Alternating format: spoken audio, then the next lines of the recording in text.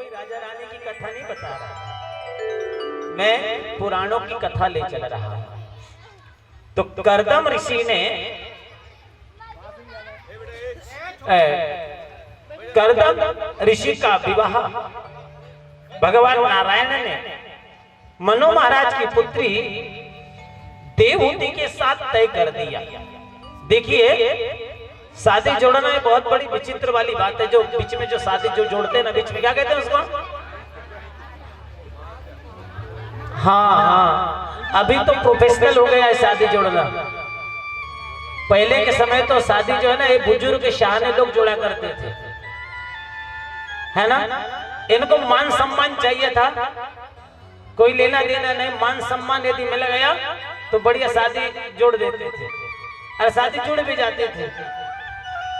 और मालूम है, ये महाती जो होते हैं ना बीच में शादी जोड़ने वाले, इसको अंग्रेजी में क्या कहते हैं? क्या कहते हैं? मीडिएटर है। मेरे को अंग्रेजी में मीडिएटर क्या बोलते हैं? मीडिएटर, ठीक है ना। अब कोई भी टर बोलते हो, वो टर तो जाता है मध्यस्थ। हाँ, जो भी है, वो शादी जोड़ते हैं। देखो, अच्छा घर मिल गया ना आपको, एक भी बार उनको याद नहीं करोगे। अगर कभी स्कॉर्पियो में बैठ के जाओगे, इंडिका में बैठ के जाओगे ना, कभी भी याद नहीं करोगे कि इनने मेरी शादी जोड़ी है, ठीक है ना, बराबर है ना। लेकिन एक आध दिन अगर पति देव ने एक चाटा मारा, जा डोकरा तेरा सत्यनारायण हो गई, जा डोकरा। जिस दिन गाड़ी में बैठ के जा रहे हो, फोर व्हीलर में जा रहे हो, होटल में खा रहे हो, मोटर में जा रहे हो, बिल्कुल उसको याद नहीं करोगे। हाँ भैया, हाँ दादा, हाँ काका जी, आपने हमारी शादी जोड़ दी, अच्छा मिला मेरे को, नहीं। लेकिन एक दिन एक चाटा, एक डंडा क्या मारा उसके नाम से, तो है कि नहीं? सच्चाई है ना। तो इसके लिए सोचे कि अब बोले शादी वादी जोड़ना बंद करो, इसकी ठेकेदारी दे दो। इसकी ठेकेदारी मतलब दे दिए विजय भैया की तरफ। शादी मैरिज ब्यूरो डाल दिए भैया, लड़का लड़की देखो आपस में सामने आमने बैठो,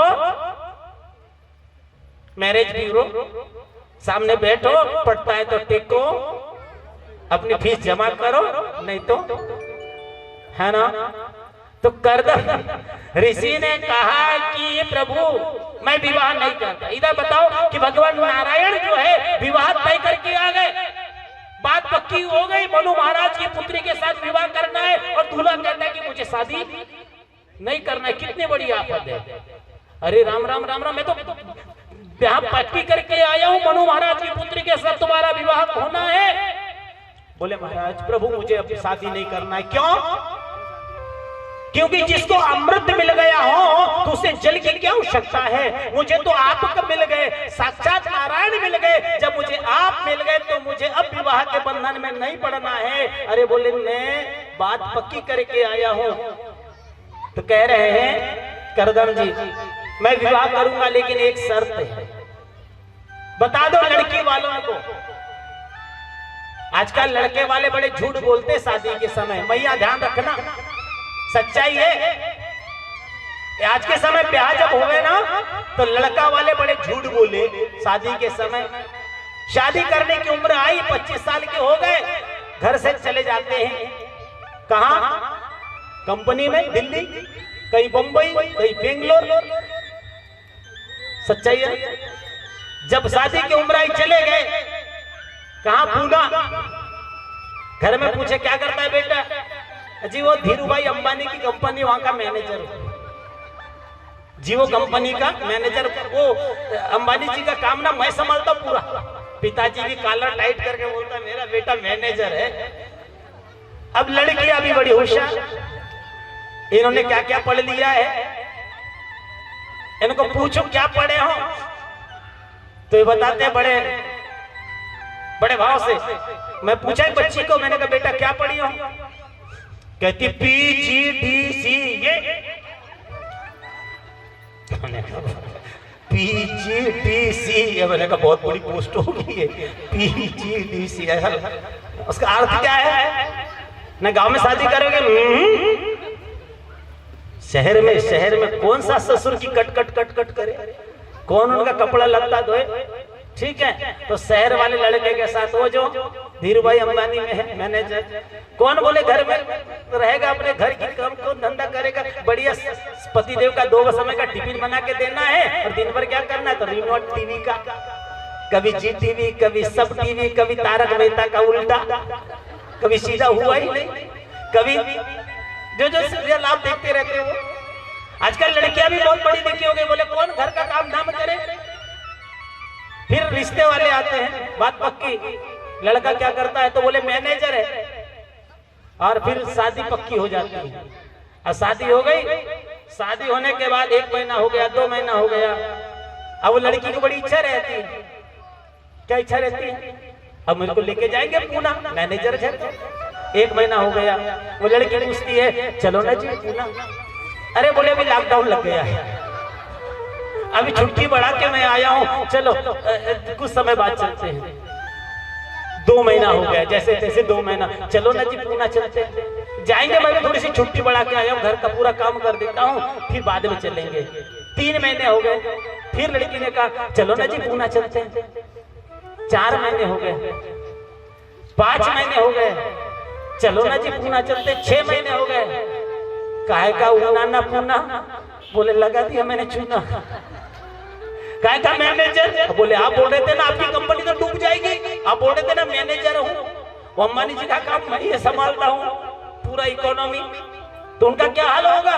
अरे बोले शादी तक के लिए मैनेजर था, अब मेरी हो गई है शादी, मैंने रिजाइन दे दिया हूँ, मैं अब अपने घर का मैनेजर हूँ। वो पीजीडीसीए वाली भी बड़ी सोचती है। झूठ बोल करके कई लोग शादी ब्याह कर लेते हैं, और झूठ बोलने वाले का नतीजा क्या हुआ, कई लोगों ने पैदल लेकर आए लॉकडाउन में, मैनेजर बताने वाले की पूरी पोल खुल गई। देखिए स्थिति, मैं खुद अपने गांव में एक, जब हमारे गांव में जब पैदल आ रहे थे, उस समय बहुत मदद किया ठाकुर जी सेवा में। उस समय हमारी कथा वथा बंद थी, वर्ष में हम 16-20 कथा करते हैं, लेकिन ये विगत वर्ष जो गया इसमें कई कथा वथा नहीं, सब जगह लॉकडाउन, कैमरे वाले के कैमरे बंद, ढोल वाले के ढोल बंद, बग्गी वाले की बग्गी बंद, डेकोरेशन वाले का टेंट बंद, है ना, आना जाना सब बंद। उस समय हमने क्या किया, जो जो पैदल आ रहे थे उनको हमने छोड़ने का प्रयास किया, छोड़ भी दिया। शुरुआत दौर में जब तक हाथ ना लगा वाला सोशल डिस्टेंस नहीं था तब तक, तो एक पैदल वाले ऐसे आ रहे थे, दोनों पति पत्नी थे, उनको हमने छोड़ दिया, पीछे बैठा लेकर के। हमने पूछा कहाँ रहते, बोले हम नागपुर से आ रहे हैं। अच्छा हमने क्या करते हैं, अजी बोले मैनेजर था। पत्नी ने बोली काय के मैनेजर या नजर था, बोले वहां सेंट्रिंग की तो पार्टी ठोकते थे, बोले करके तो पैदल लेके। मैंने कहा इनका भी महाभारत होता है अगर मैं थोड़ी सी मिर्ची लगा दूं। एक तो पैदल पैदल आ रहे थे, पैर में ऐसे बड़े बड़े छाले पड़ गए थे, मुझे बड़ी दया आई, मैंने आपके बॉर्डर तक लेके आया। तो झूठ बोल करके अगर हम दाम्पत्य जीवन अर्थात विवाह यानी ग्रस्त जीवन को यदि प्रारंभ करते हैं, जो बच्ची जो कन्या योग्य विवाह योग्य कन्या होती है, एक छोटी सी अंगुली लेकर के हमारे साथ जीवन भर साथ चलने के लिए तैयार होती है, यदि हमने उसके साथ यदि झूठ बोल करके हमने ब्याह का प्रस्ताव रखा तो जिंदगी भर हम उससे नजर नहीं मिला पाएंगे। सच्चाई है ना, ये कथा है, ये जीवन की कथा है। इसलिए कर्दव जी ने स्पष्ट रख दिया कि प्रभु लड़की वालों को कह दो कि जैसे मैं विवाह करूंगा एक पुत्र होगा, पुत्र, और पुत्र में ऐसा कोई साधारण पुत्र नहीं, स्वयं आप किसको मांगा, पुत्र हो तो लायक हो, नालायक नहीं। कई लोग माताएं मांगती है, कई लोग माताएं आती है ना कुंडली दिखाने के लिए आती है, कई माताओं को देखता हूं मैं, ब्याह हुआ तो कई लोग आज भी सासे हैं कि बहू का जीना दुस्तर कर देती, साल 2 साल 3 साल यदि बालक बालिकाएं नहीं हुई तो नाना प्रकार का उपद्रव करना शुरू कर देती है उस बहू के पीछे। आज भी ऐसी सास ऐसे परिवार में चंडमुंड है कि नहीं, अरे बोलो ना, है। मांगो, भगवान से मांगो, भगवती से मांगो, भगवान दे लेकिन अच्छा दे, सुयोग्य दे, अच्छा दे।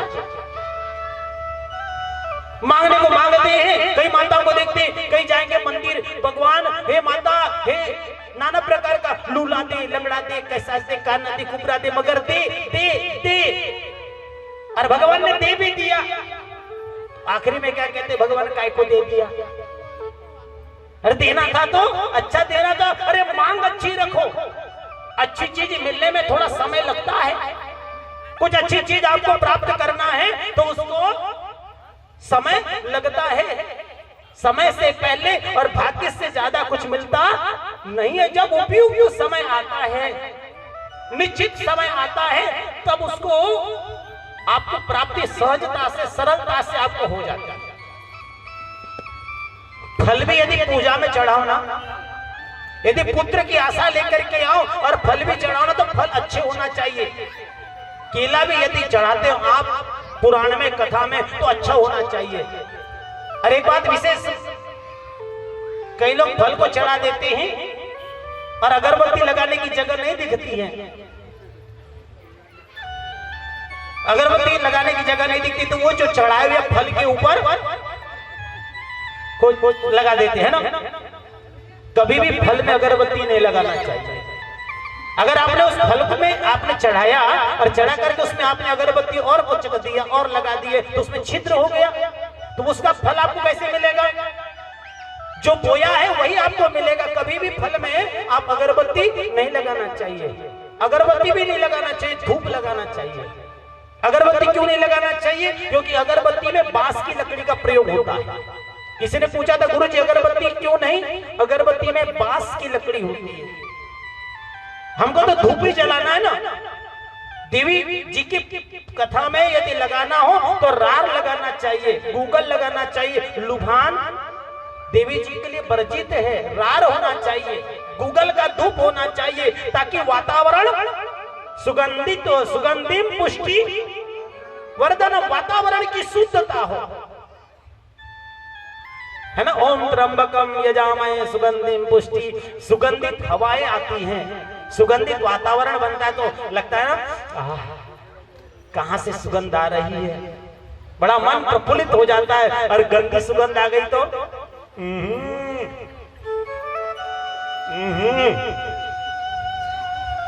है ना, कोई गंदी हवा छोड़ दे तो कई एक प्रकार का नाम। सुगंधित हवाई तो सुगंधिम पुष्टि।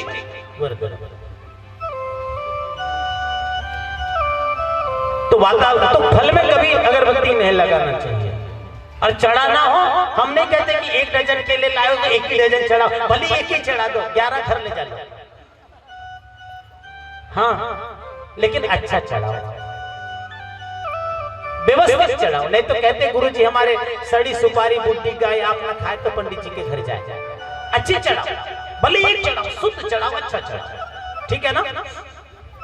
तो कर्दम ऋषि ने कहा कि प्रभु आप ही मेरे घर पुत्र बनकर आओ। तो भगवान से यही चाहना कि हे प्रभु मेरे घर आप ही पुत्र बन करके आना, यही चाहत रखना। नहीं तो आजकल हम देखते हैं इस कलिकाल में कई माताओं को, एक माँ, पहले तो बहुत सारे बच्चे हुआ करते थे। कल रात को ही मैं 3 बजे बैठ के मैं आया एयरपोर्ट बिरसी से, रात को 3 बजे मैं आया, वही कथा चल रही है बिरसी। वहां मैं एक परिवार में गया, उनके यहाँ 9 बच्ची के बाद एक बच्चा हुआ। उनके यहाँ पर 9 बच्चियों के बाद, वो करीब 70-75 साल के अभी हैं, 80 साल के करीब हो गए। तो उस समय की बात बता रहा हूं मैं।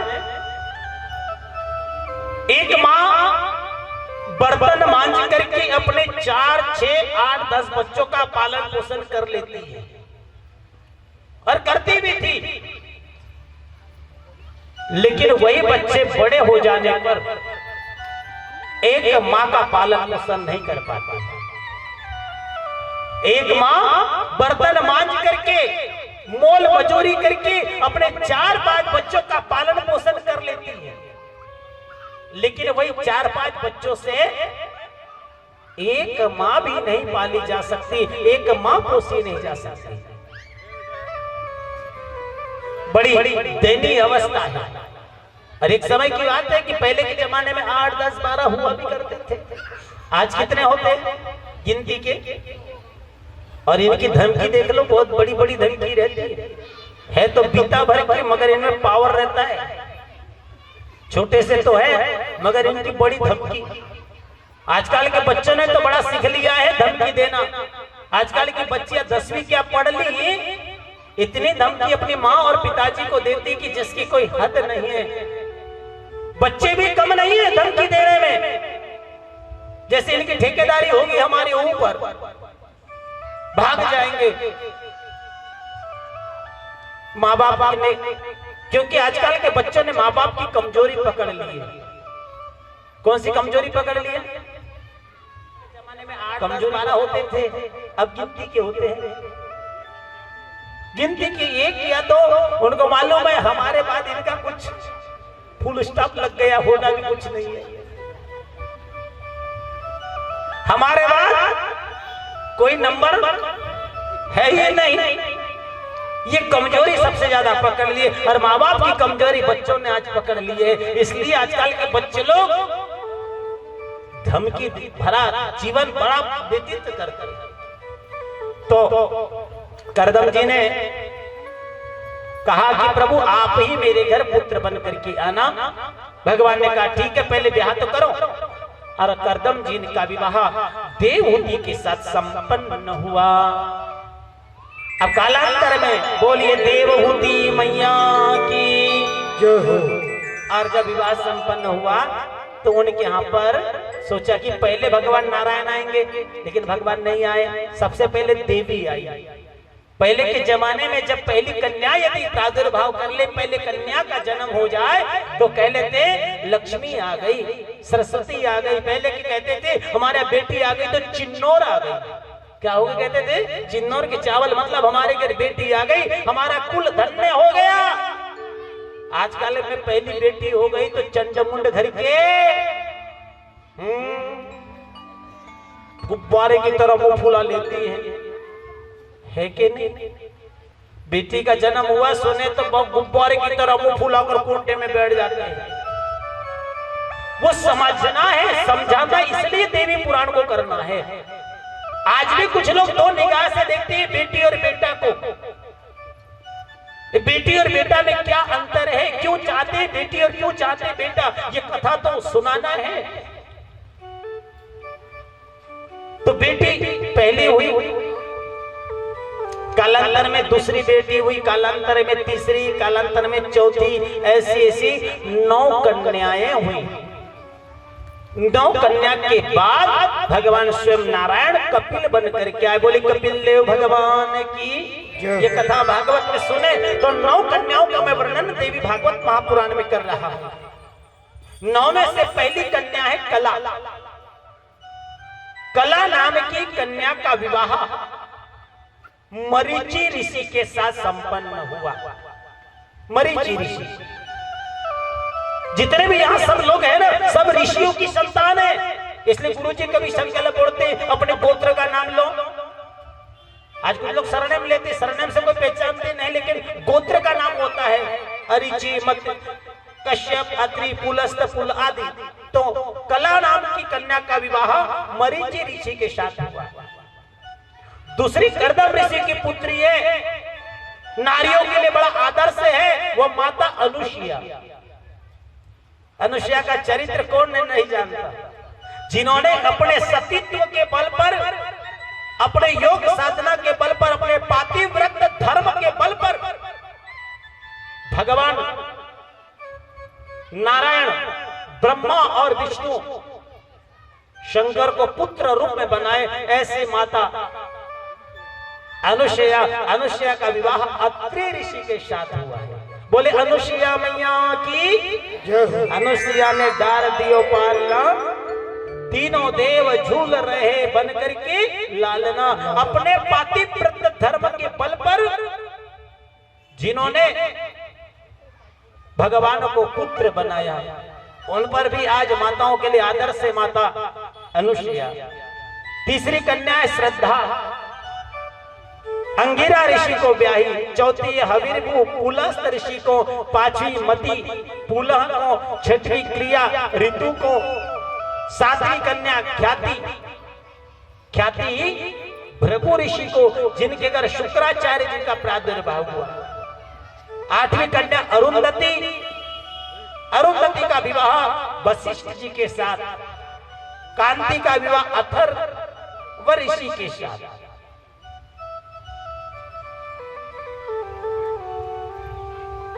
इस प्रकार 9 कन्याओं का विवाह 9 ऋषियों के साथ संपन्न हुआ।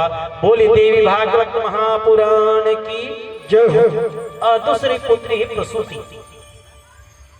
प्रसूति का विवाह दक्ष प्रजापति के साथ संपन्न हुआ है।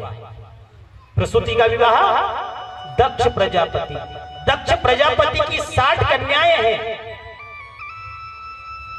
और 60 कन्या में से 10 कन्या का विवाह हुआ है धर्म के साथ, 13 कन्याओं का विवाह हुआ है कश्यप ऋषि के साथ। 13 का इनका विस्तार से मैं वर्णन आप लोगों को करूंगा, जिसमें अदिति से देवता, अदिति से दैत्य, तिमी से जल जंतु, शर्मा से नाखून वाला पशु, सुरभु से खुरू वाला पशु, तामरा नाम से पक्षी, मुनि नाम की से अप्सराएं, क्रोधवसा से सर्प, ईला से वृक्ष, सुरमा से राक्षस, अनिष्टा से गंधर्व, काष्टा से घोड़े और धनु से दानव। ये 13 पत्नियां हैं कश्यप ऋषि की, जिनका वंश का वर्णन मैंने आप लोगों को कहा, विस्तार से मैं कल करूंगा। 27 जो कन्या दी गई वो चंद्रमा को, कितनी 27। आज जो नक्षत्र बोलते हैं ना, नक्षत्र अश्विनी, कृतिका, रोहिणी, भरणी, मघा, आश्लेषा, मूल, धनिष्ठा, तो ये जो नक्षत्र होते हैं 27, ये 27 नक्षत्र चंद्रमा की पत्नी है। चंद्रमा ये जो नक्षत्र है 27 में से 5 नक्षत्र होते पंचक के और 6 नक्षत्र होते मूल की। जब जन्मता है तो मूल देखा जाता है। हमारे ज्योतिष पंचांग में क्या देखते हैं, क्या देखते हैं, जन्मता है तो मूल, और मृत्यु हो गई तो क्या देखते हैं, पंचक देखते हैं। कौन सा पंचक, घर पंचक है, गांव पंचक है, परिवार पंचक है, शहर पंचक है या फिर देश पंचक है, पंचक को देखा जाता है। अगर कोई पंचक दोष हो तो उसकी विधि की जाती है, महाराज जी लोग कराते हैं, ठीक है ना। चंद्रमा की कोई संतान नहीं, श्रापवश चंद्रमा, इस पुराण में आप लोगों ने सुना है। 2 कन्या अंगिरा ऋषि को, 2 कृताक्ष को, एक पीतर को दी गई। जो अच्छी कन्या होती है ना, सबका विवाह पहले हो जाता है। आपने देखा होगा आज भी 2 बहनें हैं, बड़ी वाली अच्छी दिखाई नहीं देती, सुंदर नहीं है, छोटी वाली बड़ी सुंदर है, तो रिश्ता ना छोटी वाली के लिए पहले आता है। लोग पूछते हैं इसकी कर रहे हैं क्या? अरे कौन माता पिता अपनी बड़ी कन्या का विवाह छोड़ करके छोटी का विवाह करेंगे क्या? बोलो ना। सती दिखने में ठीक नहीं है, अच्छी नहीं है। देखना, ध्यान से सुनना कथा को। ये दक्ष की पुत्री है। अच्छी अच्छी कन्याओं का विवाह हो गया, लेकिन सती का विवाह नहीं हो रहा है। सती का जब विवाह नहीं हो रहा है, अगर किसी की भी कन्या हो, अगर विवाह योग्य हो चुकी हो और उसका ब्याह नहीं हो रहा है, तो माता पिता को बड़ी चिंताएं होती है कि हमारी कन्या के हाथ पीले हो जाए तो हम कन्यादान कर लें, हम कन्यादान कर ले तो गंगा नहा ले। कई हर माता पिता की इच्छा होती है ना। अरे भैया, कन्यादान महादान है, सबसे बड़ा दान होता है। देने वाले का हाथ ऊपर होता है, लेने वाले का हाथ, लड़के वाले भले बन ठन के आते हैं, लेकिन हाथ उनका कैसे रहता है, कैसे रहता है? नीचे ही रहता है। और देने वालों का हाथ, देने वाले का हाथ ऊपर ही रहता है। हाँ,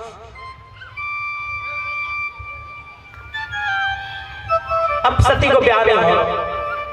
राजा दक्ष की चिंताएं बढ़ते जा रही है। योगा योग से देवर्षि नारद जी महाराज का आगमन हो जाता है। नारद जी महाराज को देखते ही दक्ष प्रजापति वंदन करते हैं कि बड़े भाग हमारे जो नारद जी यहाँ पधारे, आइए भगवान। नारद जी का बड़ा सत्कार हुआ। नारद जी ने कहा कि महाराज जी आप बड़े चिंतित दिख रहे हो, आपकी चिंता का कारण क्या है? बोले चिंता का कारण है मेरी कन्या का ब्याह नहीं हो रहा है, कोई अच्छा सा वर हो। आजकल शादी जोड़ना बोले तो बड़ा कठिन कार्य हो गया है। अब जोड़ने वाले जाते नहीं क्योंकि फुर्सत है नहीं, इसलिए बड़ी ऑफिस खोल दी है। कहाँ है विजय भैया? ठीक है ना, बाकी कुछ नहीं, आओ ऑफिस में टेबल मीटिंग करो, फीस जमा करो और ब्याह करो और राधे राधे कहो। नारद जी क्या बताए, मेरी कन्या का ब्याह नहीं हो रहा है, कोई अच्छा सा वर होगा आपके दिल दिमाग में तो बताओ ना, कैसा भी होगा चलेगा, बस हाथ पीले हो जाए बस। अच्छा, नारद जी ने कहा हाँ हाँ एक लड़का है मेरे दिल दिमाग में, एक वर है, एक है, लेकिन क्या? बोले एक वर है मेरे दिमाग में, लेकिन क्या? बोले उस लड़के के माता पिता नहीं है। अरे ये बोले अच्छी बात है, बहुत अच्छी बात है। आजकल के लड़के के पिताजी लोग भी ऐसे सोचते हैं, लड़का अच्छा होना चाहिए, नौकरी वाला होना चाहिए, लड़के के माँ बाप नहीं होना चाहिए। क्यों दादा? लड़का एक नंबर, वो भी 50,000 सैलरी वाला, पैकेज वाला होना, लेकिन लड़के के माँ बाप नहीं होना चाहिए, नहीं तो सास ससुर की कट मेरी बेटी को। अरे बोलो ना, बोलते नहीं आप लोग, सच्चाई है ना। आजकल के बोलते कि लड़का अच्छा होना चाहिए, अच्छा पैकेज वाला होना चाहिए, सास ससुर नहीं होना चाहिए। जो ऐसे सोचते उनको कहा गया दक्ष। भली कथा में चले गए होंगे दक्ष, लेकिन आज भी ऐसे दक्ष जिंदा है जो ऐसी सोच रखते हैं। बोले ठीक है, अच्छी बात है, माँ बाप नहीं है तो बहुत अच्छी बात है, सास ससुर की कटकट खत्म हो गई। अच्छा, दूसरी बात एक ये है कि लड़के को रहने के लिए घर नहीं है। अब रहने के लिए घर नहीं है तो फिर बोले चलेगा, ये अपना है ना पहाड़ी, कौन सी वाली? महादेव पहाड़ी, ये अपना कौन से काम आएगा? अपन दे देंगे महादेव पहाड़ी का पूरा 20-25 एकड़ का जो है पूरा अपन दे देंगे महादेव पहाड़ी का। बोले आप रिश्ता लेके आओ, बात पक्की करो। और फिर नारद जी बात पक्की करके गए, और वो लड़का कौन है समझ गए? और दूल्हे राजा कौन है? शंकर भगवान। और शंकर भगवान के साथ सती जी का ब्याह संपन्न हुआ। बोली शंकर भगवान की, बोली मैया की जय। जब ब्याह संपन्न हो गया, ये कथा तो पूरा दिन भर करे तो कथा नहीं होती, लेकिन समय के बंधन में भी बंधा हूं, कथा भी मेरे को पूरी करनी है। एक समय को एक मैं देख रहा हूं, लेकिन कथा तो कहूंगा। भजनों का आनंद भले ही आपको बाद में दूंगा। सो तो नहीं रहे हो ना आप लोग? आमगांव वाले हो, कैसे सोओगे आप लोग? क्योंकि आम है ना, कोयल की, आम की अमराई में कोयल गाए गाना, और शंकर जी के शादी में जरूर आना। आम का जो फल होता है, आम के फल में सुगा जानते हो ना, तोता। ये बताओ, सुगा जो होता है तोता जिस फल को ग्रहण करता है वो फल कैसे होता है? अभी आम के सीजन आ गए ना, आम का नाम लेते ही नमक मिर्ची आम है ना। तो आम के फल को जो तोता सुगा मुख लगाते हैं तो फल कैसे हो जाता है? क्या वो सुगा के मुख लगने से फल मीठा हो जाता है, या फिर वो तोता उसी फल को चुनता है जो मीठा हो? बताओ जरा, क्या बात होगी दोनों में से? बताइए। सुगे का अर्थात तोते का मुख लगने से फल मीठा होता है, या फिर सुगा उसी फल को चुनता है जो मीठा होगा? दोनों भी है, दोनों भी नहीं है। लेकिन तोता का अगर लग जाए मुख और उसको हम ग्रहण कर ले तो फल जरूर मीठा लगता है। वैसे ये आम गांव वाले हैं, कुछ बनगांव वाले हैं, और उसमें अगर अनक आम गांव में बनगांव मिल जाए तो सब पूरे रिस करके रिसा माँ में आ जाते हैं। और रिसा माँ, और माँ की हम कथा सब पूरा रीस करके आकर के हम माँ की कथा सुनते हैं। बोली जगत जननी मैया की जय हो। ओ मैया सोना नहीं, हाँ ठीक है। सोने वाले क्या बनते बताया था ना मैंने, हाँ। और उसके बाजू में बैठने वाले सावधान, यदि सो रहे हो तो उसको थोड़ा सा धक्का दे देना है। सती जी के साथ विवाह संपन्न हुआ, विवाह करके आए। एक बार क्या हुआ, ब्रह्मा जी ने एक यज्ञ का आयोजन किया और यज्ञ में सभी को निमंत्रण किया। निमंत्रण करने के बाद उसका जो यज्ञ का अध्यक्ष निर्णय होता है वो अध्यक्ष दक्ष प्रजापति को बनाया गया और दक्ष प्रजापति उस यज्ञ अधिष्ठाता के अध्यक्ष बन गए। सब लोग आ गए, भगवान शंकर जी भी वहां पहुंचे। अब अध्यक्ष महाराज आने को है। जैसे आप लोग कथा में पहले आ जाते हैं तो कुछ लोग क्या करते जानते हो, कुछ लोग यहाँ सेवा दे देते हैं, कुर्सी लगाने की, कुछ झाड़ू करने की, कोई सेवा है। जब तक ताकत है सामर्थ्य सेवा दे दो। कुछ लोग माला जाप करते, गुरु जी को आने को समय है ना तो क्या करते हैं, माला जाप करते हैं, अखंड माला जाप। तो भगवान भोलेनाथ जी ने सोचा कि कथा चालू होने को तो क्या करें, लिए माला और माला लेकर के जाप करने लगे। और माला जाप करते करते, माला जाप में एक नियम होता है जानते हो ना, ये वाली अंगुली का प्रयोग नहीं होता है। माला जाप करते समय ये माला पृथ्वी में नहीं लगना चाहिए, जमीन में नहीं लगना चाहिए। उसके लिए एक ऐसी थैली ले लेना चाहिए, ऐसी बना लेना। जो भी आपका गुरु मंत्र, जो भी आपका इष्ट मंत्र है उसको आप थैली में लेकर के उस मंत्र का आप जाप करना। हाँ, और भूत भावन भोलेनाथ जाप करने लगे, अपने इष्ट का ध्यान करने लगे। जाप करते करते हुआ क्या, थोड़ी माला हुई होगी जाप की, उतने में महाराज जी का आगमन हो गया। अब क्या करें, सब लोग खड़े हो गए, लेकिन भगवान शंकर जी जाप कर रहे थे, खड़े नहीं हुए। प्रणाम किया है लेकिन खड़े नहीं हो पाए।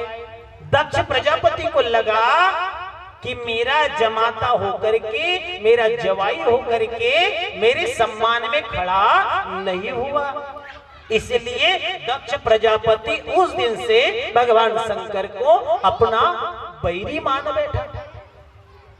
और जब बैरी मान बैठा तो क्या हुआ, सभा तो समाप्त हो गई, चली गई, सब लोग चले गए। और राजा दक्ष ने सोचा कि भगवान शंकर से मुझे बदला लेना है। और शंकर जी से बदला लेने की भावना से शंकर जी को नीचा दिखाने के लिए हरिद्वार, आप लोग गए होंगे ना हरिद्वार, कौन कौन गए हाथ खड़ा कर दीजिए। जो जो गए एक बार जोरदार ताली बजा देते हैं आपके लिए। हम लोग सब लोग बजा दो, अपन भी इनको हाथ लगा देंगे तो अपन भी हरिद्वार चले जाएंगे। बोले वृंदावन बिहारी लाल की जय। हरिद्वार में कनखल है, कनखल में यज्ञ का आयोजन किया गया। क्यों किया गया, भगवान शंकर को नीचा दिखाने के लिए। और भैया आयोजन आप करिएगा, बड़े से बड़ा आयोजन करो, चाहे छोटे से छोटा आयोजन करो, अच्छी बातें हैं, लेकिन दूसरों को नीचा दिखाने के लिए कोई आयोजन मत करो। जो दूसरों को नीचा दिखाने के लिए कार्य करता है उसमें वो खुद गिर पड़ता है। और शंकर जी को नीचा दिखाने के लिए यज्ञ का आयोजन किया, सबको निमंत्रण दिया, लेकिन शिव और सती को निमंत्रण नहीं दिया। और जिसको निमंत्रण नहीं आया है, जिसको निमंत्रण आया वो बार बार क्या कहते मालूम है, तुमको निमंत्रण नहीं आया। जिसको निमंत्रण आया है और कनेक्टिविटी अच्छी है, संबंध अच्छे, वो तुम्हारे घर पत्रिका लेकर आते, देखो देखो मेरे को पत्रिका आई, जलाने का काम करते वो लोग, है कि नहीं। देखो हमको पत्रिका तो हमको व्हाट्सएप पे आ गई है, देखो। अच्छा आपको नहीं आई, आपको नहीं दी। सती जी की बहन है जो है रोहिणी, वो भी आकाश मंडल से जा रही है। सती जी ने देखा कि पिता का घर है। अरे बहन कहाँ जा रही हो? कहा पिताजी के घर। ओहो काहे? बोले यज्ञ हो रहा है। क्यों तुमको निमंत्रण नहीं आया? बोले निमंत्रण तो आया होगा। सती जी भगवान शंकर जी के पास आई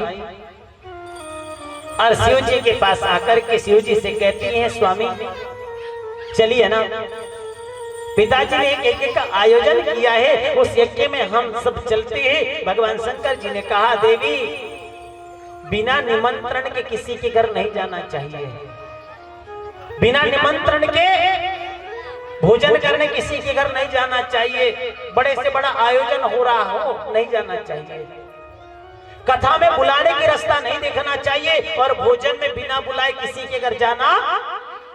लेकिन आजकल उल्टा है, कलयुग है ये, या बुलाने से भी नहीं आएंगे कथा में, भोजन महाप्रसाद शुरू हो जाए, चकाचक पूड़ी खीर हलवा चल जाए।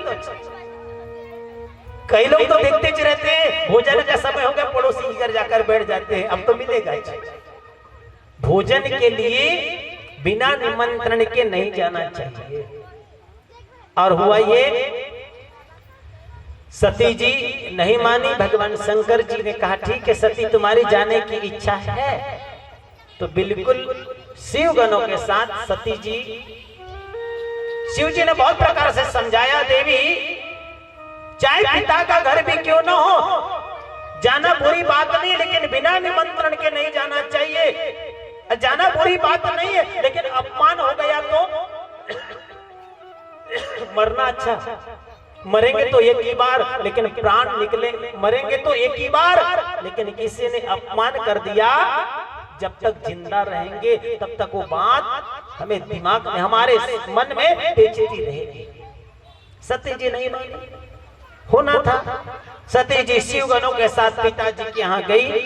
पिताजी के यहाँ जाकर के देखा, पिताजी ने बड़ी बड़ी आंख निकाल कर देखा, किसने बुलाया, क्यों आई हो?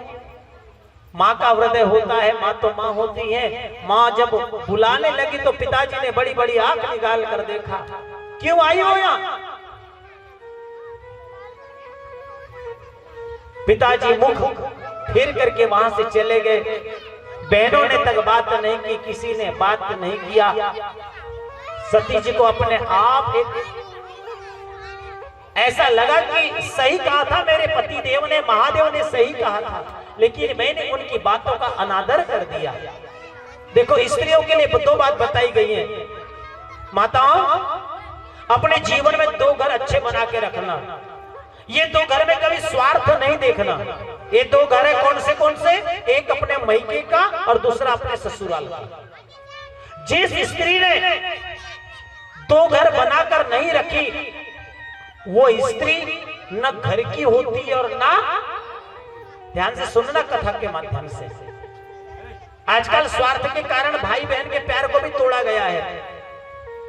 पिताजी माताजी जब तक बड़े शान शौकत से जा सकते हो, है ना, लेकिन पिताजी माताजी चले गए तो संकोच लगता है भाई के घर जाने में। क्यों नहीं जाते आप लोग? क्योंकि आपने भाई से मांग रख दी और भाई देने से इनकार कर दिया है। आपने भाई से हिस्सा मांग लिया है, भाई देने से इनकार कर दिया, क्योंकि भाभी का वर्चस्व चल रहा है। उस घर में आप जाने से भी कतराते हो। क्यों चाहते हैं दो घर अच्छे? अरे जीवन में कभी दुख आ गया, संकट आ गया, तो मन में लगता है कि मैं पिताजी क्या रह के आती हूँ ना 2 दिन से, भैया के घर चली जाती हूँ ना, ताकि आप दुनिया की झंझटों से बच सको, बुरे विचारों से बच सको, मरने की बातों से बच सको।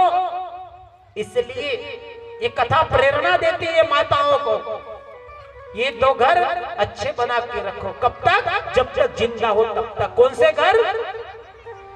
एक जिस घर में ब्याह कर आई हो उस घर को, और जिस घर को तुम छोड़कर आई हो उस घर को अच्छा बनाकर रखो। और जिस माता ने ये दो घर अच्छे बनाकर ना रखी, वो स्त्री ना घर की होती है ना घाट की।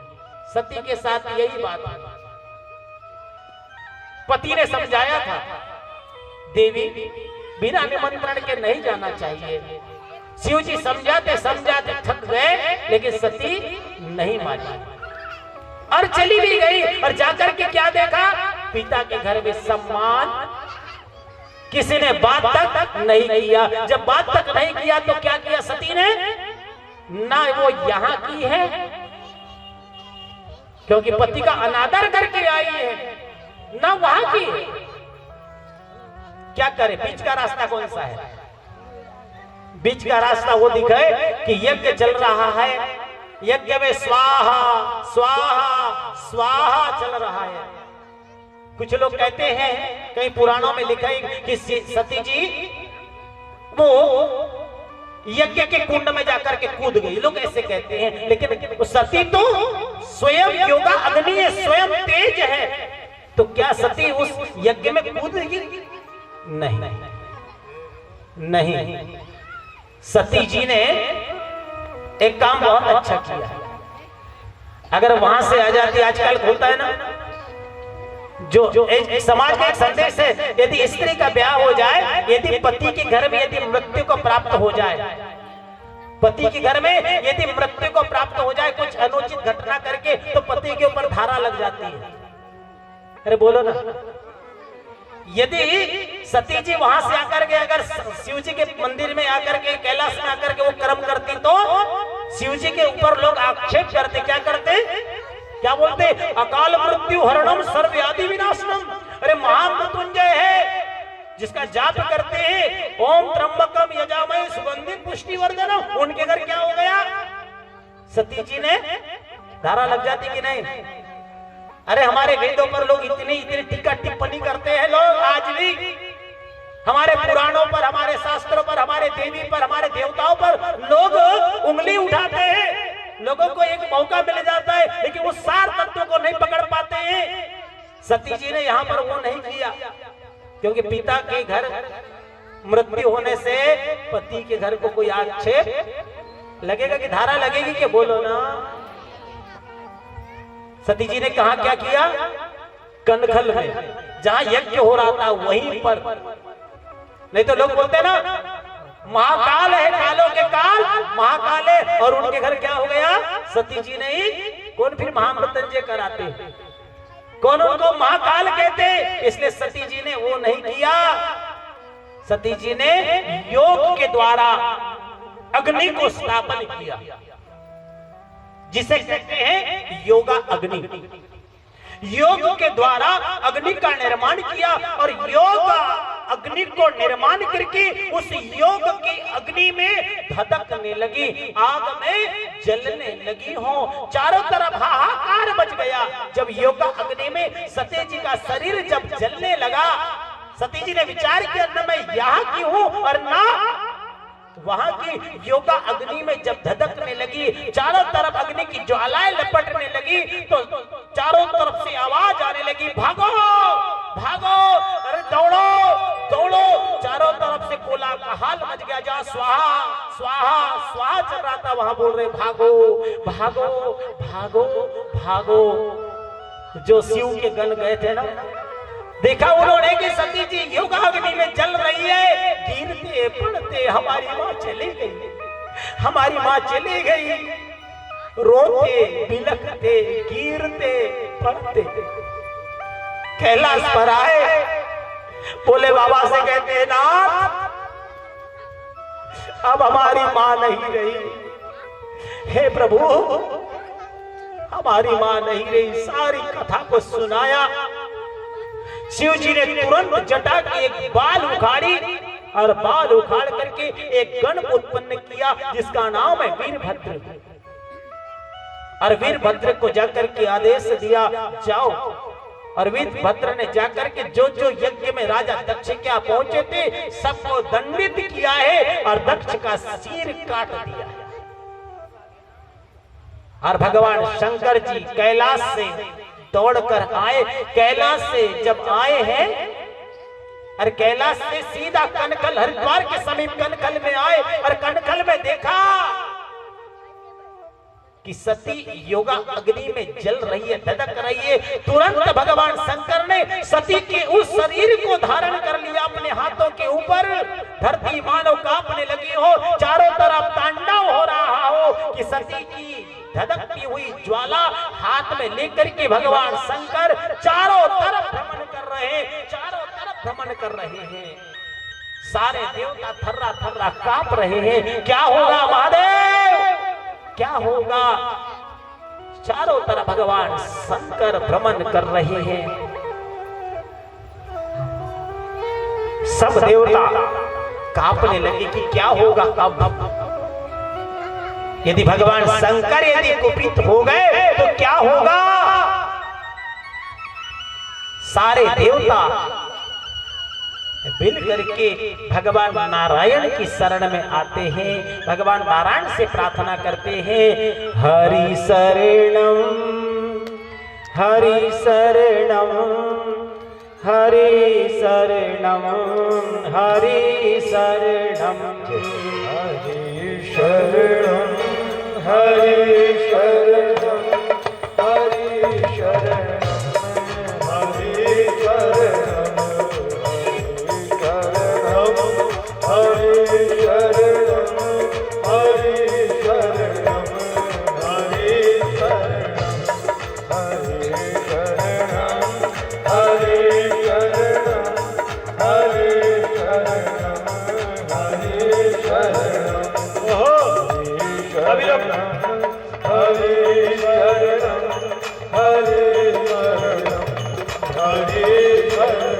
सब देवता मिलकर के भगवान नारायण की शरण में आए। हरि शरणम हरि शरणम हरि शरणम हरि शरणम। भगवान नारायण ने क्या किया जानते हैं? भगवान नारायण ने अपना सुदर्शन चक्र लिया। क्या लिया? सुदर्शन चक्र लिया और सुदर्शन चक्र से वो सती जी को लेकर भगवान भूत भावन भोलेनाथ जा रहे हैं। उस सती जी के अंग को खंड खंड किया है, एक एक खंड किया है। और जहां जहां पर वो सती जी के अंग खंड होकर के गिरे हैं वह शक्ति पीठ कहलाए। बोली शक्ति मैया की जय। जितने जितने जगह पर अंग प्रति अंग गिरे हैं खंड होकर के वो शक्ति पीठ कहलाए हैं। वैसे 51 अंग गिरे हैं। मैं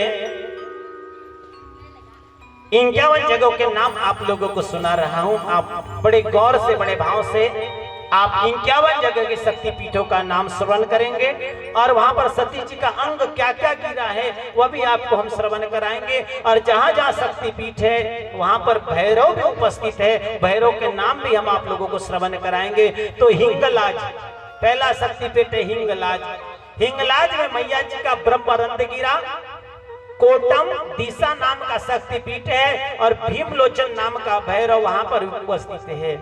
दूसरा सरकरार माता रानी का तीसरा नेत्र महिष मर्दिनी नाम का शक्तिपीठ और क्रोधिश नाम का भैरव।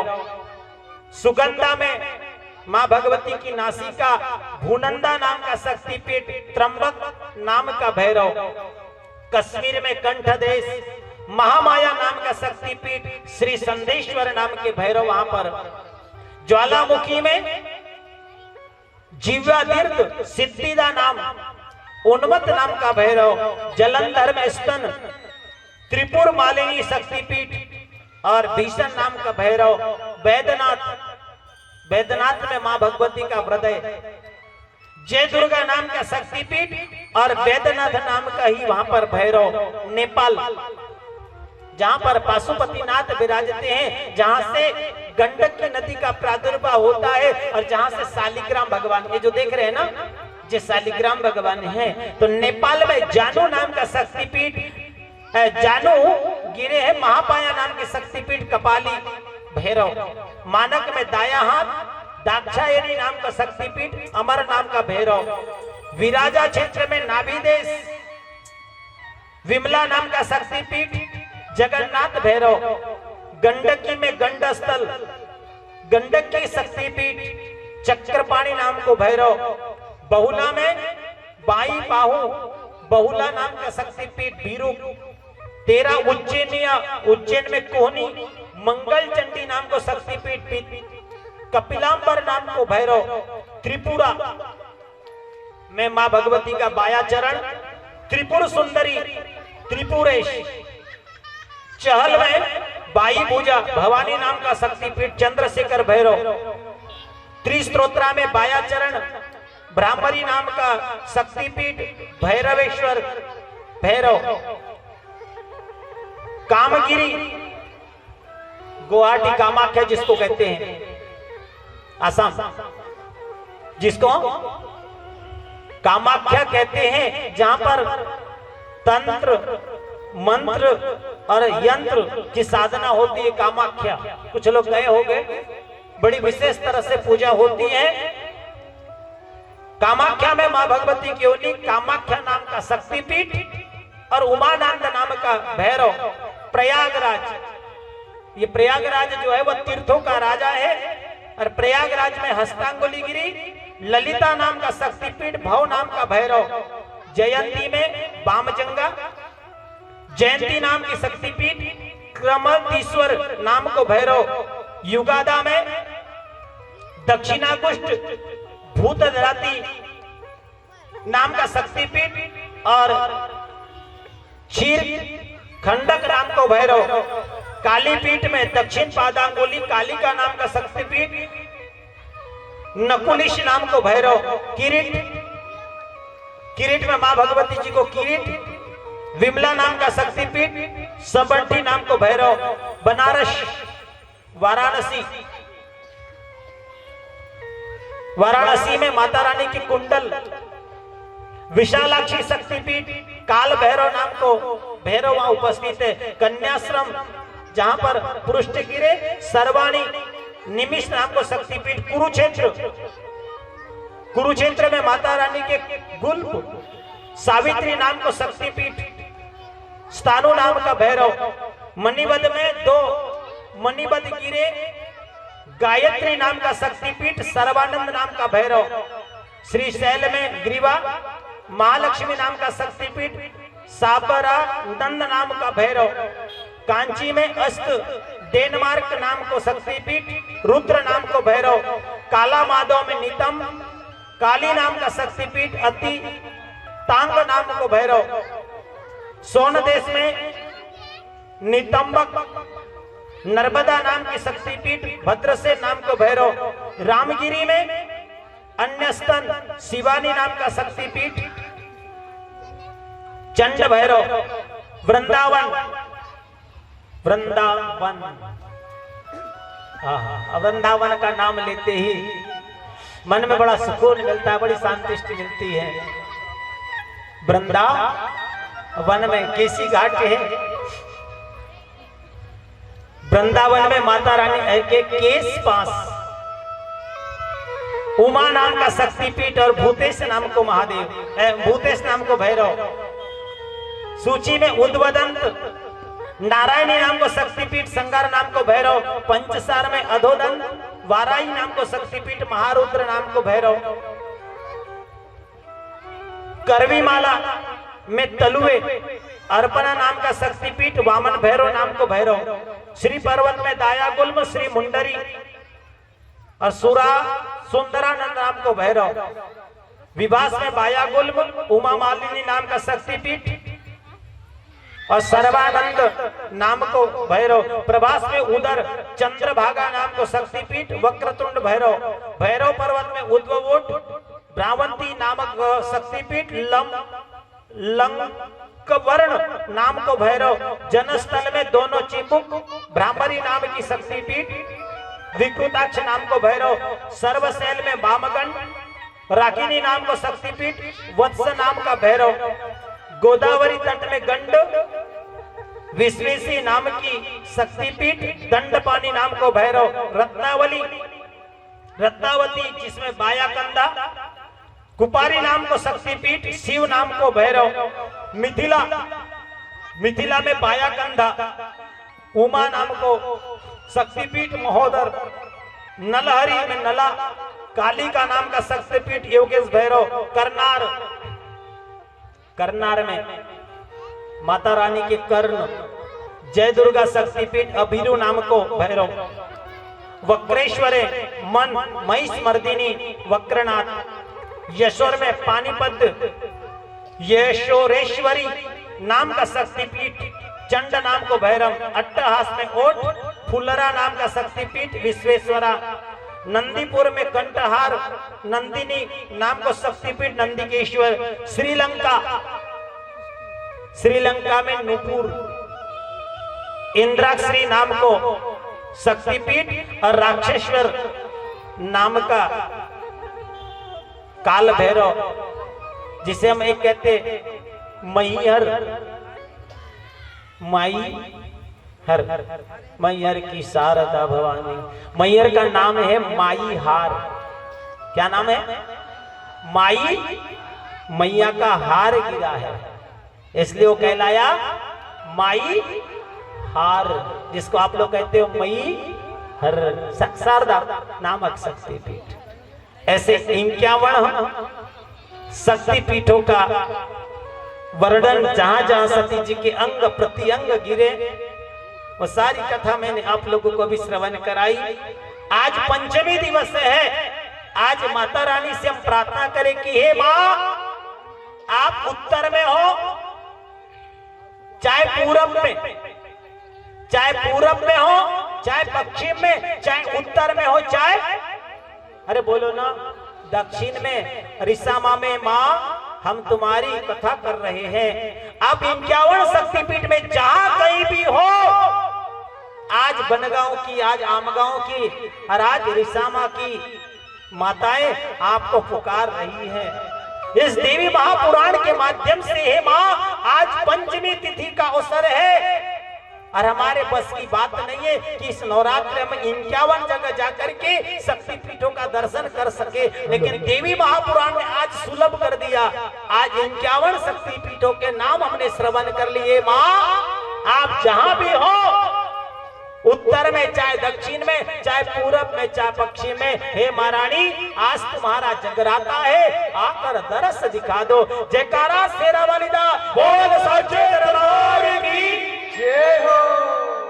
उत्तर दक्षिण पूरब पश्चिम जहां भी हो महारानी, आज मां तेरा जगराता है, आओ आदि भवानी मां, आज तेरा जगराता है, आओ आदि भवानी मां, आज मां तेरा जगराता है, आओ आदि भवानी मां। उत्तर दक्षिण पूरब पश्चिम जहां भी हो महारानी, आज मां तेरा जगराता है, आओ आदि भवानी मां, तेरा जगराता है, आओ आदि भवानी मां।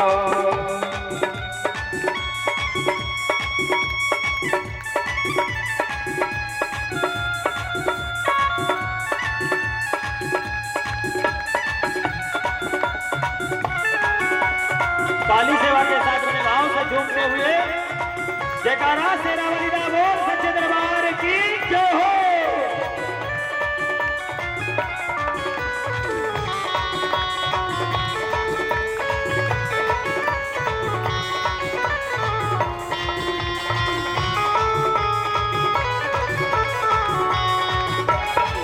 जागरण की रात है मां, बैठे हैं दरबार में, बैठे हैं दरबार में, बैठे हैं दरबार में।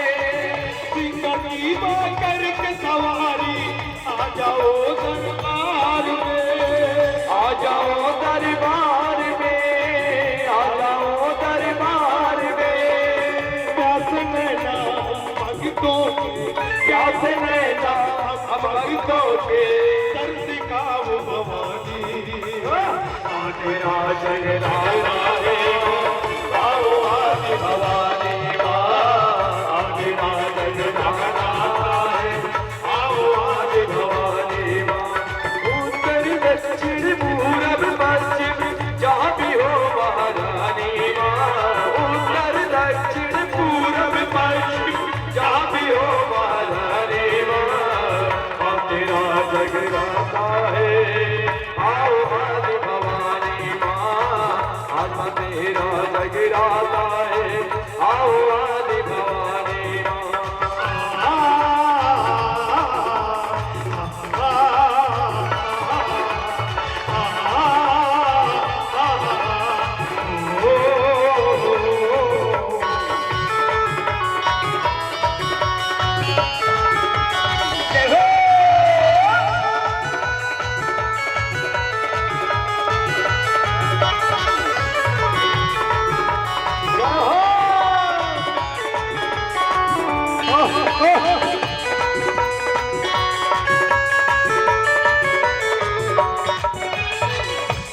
की माँ मुंबा देवी कलकत्ता की कालिका, कलकत्ता की काली माँ, कलकत्ता की काली माँ। बम्बई की माँ मुंबा देवी कलकत्ता की कालिका, कालिका काली माँ, कलकत्ता की काली माँ। शारदा मैया मैयर वाली चंडीगढ़ की चामुंडा, चंडीगढ़ की चामुंडा, चंडीगढ़ की चामुंडा। मन मंदिर में प्रेम की ज्योति, मन मंदिर में प्रेम की ज्योति, आगे जलाओ भवानी, आगे भवानी भवानी माँ, आज माँ तेरा जगराता है।